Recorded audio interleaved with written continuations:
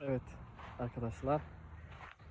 I was actually saying it's not sunny, but look at this, subhanallah. Look how the sun is hitting us at the moment. Çok güzel ısındı hava. Allah. Az önce I was saying barbekü malzemeleri getirmedik. Ya gerçekten çok güzel bir mangal yapılır burada. Vallahi. Then I want to show you guys. Look at this. Look how the water is very pure and